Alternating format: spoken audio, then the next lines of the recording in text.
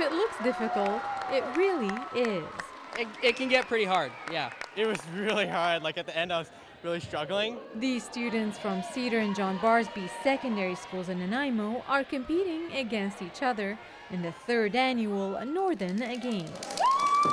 The Northern Games that we run here are an adaptation of the Dene Northern and Inuit Games, and those games were developed traditionally from the life on the land to test endurance, strength, and endurance of pain as well. Because, for example, if you were out on the ice and you got injured and you had to make it back home, you had to be able to endure that pain. These are called Arctic Winter Games up in the Northwest Territories. It started in Yellowknife in about 1972. Some of these games that you're seeing were used to show off the skills of hunting and survival out on the land, and that's what the students are basically following. The events are just different. Like, it's not like you're just sprinting or like jumping or, you know, lifting something. You're competing in like a unique kind of sport. The students get to compete in sports we rarely watch, such as the Alaskan and 1-foot high kicks, the muskox fight, the leg wrestle, the kneel jump, and the owl hop, amongst many others. I did the Alaskan high kick.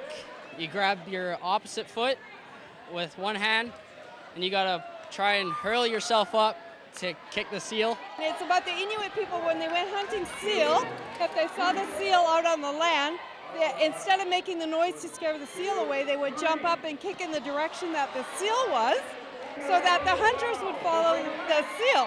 We're doing the knuckle hop. We were basically doing an event where we were like in a push-up position, but elbows have to be like this, and we're just trying to get across the room by hopping up and down, like kind of like a little rabbit. The games were designed to introduce students to Aboriginal sports and culture. Part of my job as an Aboriginal support teacher is to introduce culture and to introduce the Aboriginal way of life and values to not only our own students, some of whom lost them through the residential schools and foster care and the 60s scoop, but also to introduce positive Aboriginal values to all of the students in the schools. Just gives them another perspective that we're not in our own little bubble, but we have a broader view of people, cultures. It's learning about that. It's crossing all the barriers, and it's fun.